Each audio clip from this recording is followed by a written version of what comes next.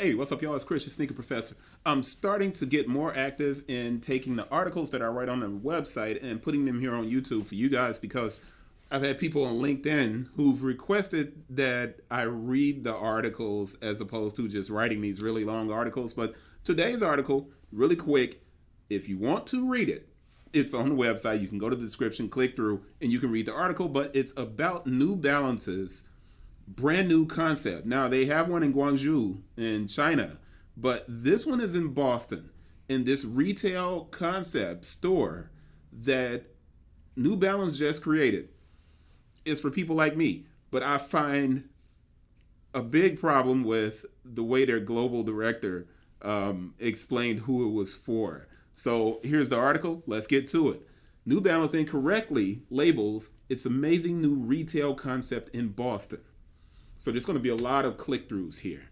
So here's a quote from Ian Fitzpatrick, the Senior Director of Global Brand Strategy and Operations at New Balance.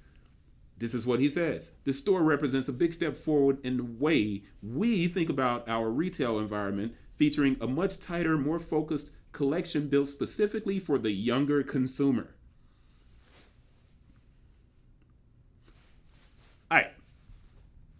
I wrote the following post. This one that you see over here, Insider Ties, what big brands can learn from indie retail. I wrote this in 2016, which is 7 years ago.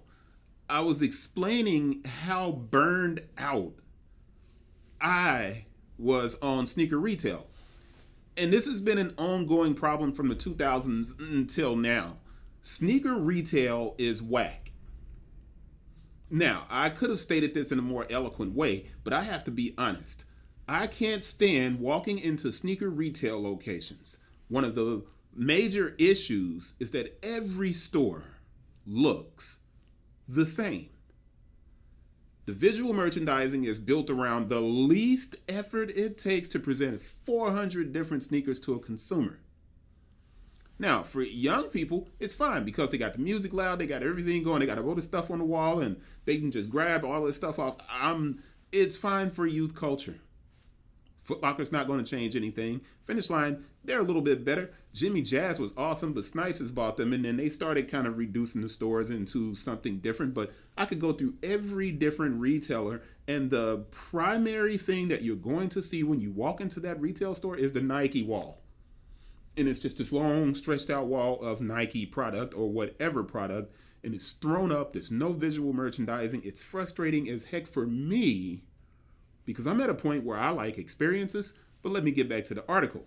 So being able to walk into a store for most people and just stand in front of a wall, that's enough.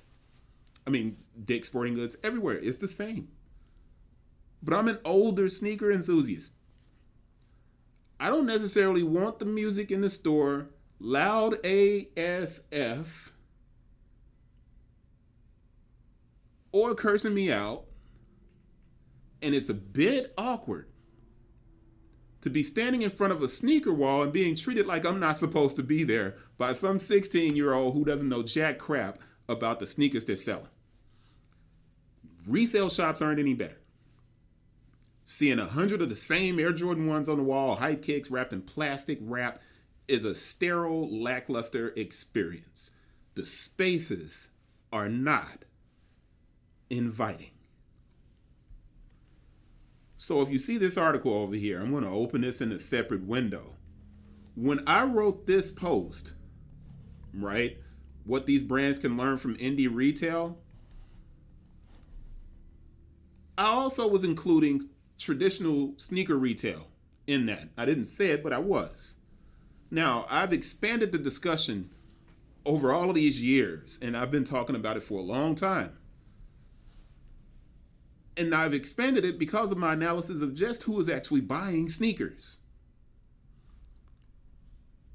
I think there's this misconception around youth culture driving the sneaker market. I just think there is. And I've written about the shifting demographics of sneakers. And in these analyses, I've celebrated one store above all other stores, and that's KITH. And that store is a standard for sneaker retail. The merchandising for KITH, right? Online and the layout of the stores combined to live across segments and age groups. KITH can deliver product to young sneakerheads, but at the same time, they understand that the customer with the most disposable income is actually a bit older. I wrote this article, Why KITH Could IPO. You should read it. It's really interesting. Now, we know KITH isn't going to go from being a private company to IPOing and growing and having chains across the country. But I was just explaining that they could. And I expanded that discussion because of when KITH connected with Bergdorf Goodman. And in the presentation of that, they had the dude from The Sopranos in the ad. But there's this reason that KITH has collections at Bergdorf Goodman. There's a reason their ads feature Bryan Cranston, Walter White, and Jerry Seinfeld. Now, in these articles up here that you see, the locks are included. As a matter of fact, I'm going to open that because then you're going to see this ain't for youth culture. The locks is not for youth culture, man. The locks, that's for me. That's catering to me. So why am I leading with the conversation about KITH and how that store looks? I could easily discuss one of the best sneaker culture retail locations ever created.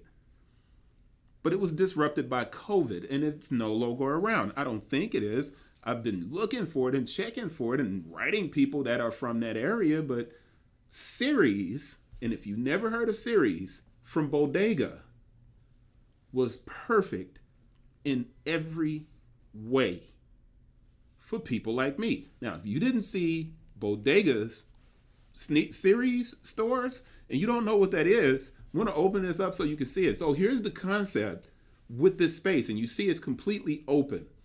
What they were doing is taking these spaces and creating art-styled exhibits for one brand each month. So when you walk into the space one month, you could get a Ralph Lauren collection, but that's all that would be in this retail location. But look how beautiful this location is. That's for me. I love that. Young people don't care about the aesthetics, this wood, and I'm not knocking all young people. I'm just saying this is just the fact. You're cool with walking into City Gear with the music blasting and buying a pair of jeans that's ripped in the crotch and on the knees. That's just how it is, and maybe I'm being a crotchety old man, and I got the right. I'm old. So I get to do this and be grumpy. But the series from Bodega was beautiful. Now, I'm stressing one point in this post. Elevated retail isn't for the young consumer. And I'm talking directly to New Balance right now. The fact that New Balance just changed everything. And I'm going to start showing these pictures now. They've changed the game with their latest retail space. But their global brand strategy senior director is saying that this is for younger consumers, and it's puzzling. Now, unless younger means 30-something, 40-something, 50-something. If that's what he means by younger, you know what? Okay. But saying this is for younger people, I'm showing you these pictures here. And when you get to this last picture and you see this, and as elegant as that is, I think New Balance missed an opportunity here to show love to a segment that was already rocking with New Balance before they decided to start delivering collections to Joe Freshgoods or Saleh Benberry. And but you know what's interesting is this. When you look at Joe Freshgoods and Saleh and their director, Teddy Santis, all those dudes are in their 30s, creeping on into their 40s soon. So when you look at these pictures of the space that New Balance just created, I'm like, okay, I get what you're saying, that it's for younger people. No one in sneaker culture is doing this except for KITH. Now, you have some other smaller boutiques that have these great in-store experiences. And like I said, Bodega and series was awesome. But when I get to this picture and the way these shoes are presented and the apparel and this chair with the books and discussions that you can have in this space, New Balance just created the retail store concept that I've been saying for years would change the entire industry. Unfortunately, they believe it's built specifically for the younger consumer. Look at this picture. Look at this picture. The store looks like it was put together by a team that subscribes to Uncrate, buys apparel from Taylor Stitch, and eats at restaurants which use locally sourced ingredients. And that's not a diss. New Balance created a store for me. And then basically they said, nah, son, you're too old to come in this spot. Although I'm from the generation of, yo, where'd you get those? I'm from the generation that rocked Saucony, New Balance, Lecoq Sportif, Elise, Diadora, Puma. We rocked everything. Our closet wasn't just Jordans, Nikes. That wasn't our closet. I'm from the generation that created the words def, dope, fresh, and the people I know still like to look fresh and fly. I can't stand walking into sneaker retail because the people there don't know a 547 from a 990. They don't know a neutral training shoe from a stability running shoe. They only know the latest J's. They're not going to sit at a table like this one you see in this picture and have a conversation about the books that may be on that table.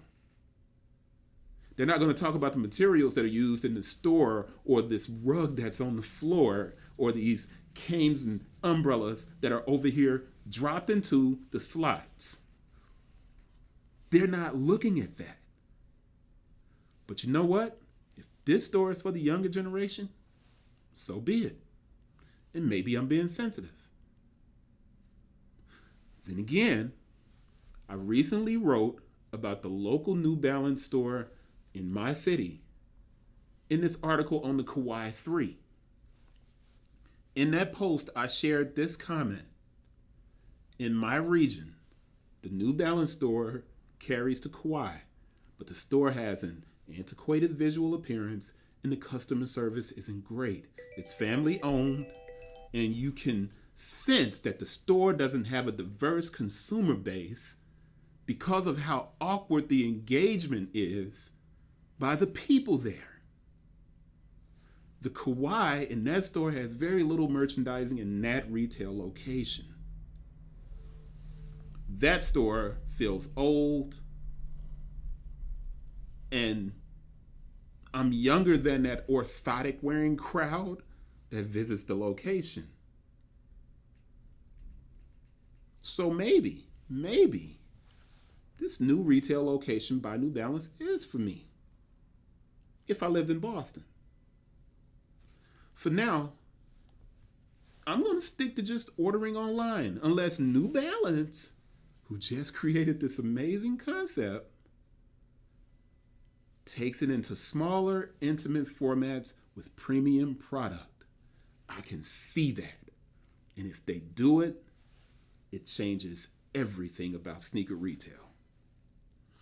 That's it. You can read the article by going to the site, but I wanted to make sure I read this so I won't get fussed at by people on LinkedIn who are like, yo, we love the articles, but it'd be great if you read these, be like to hear them and just turn it on and listen to it rather than read the long article and go that route.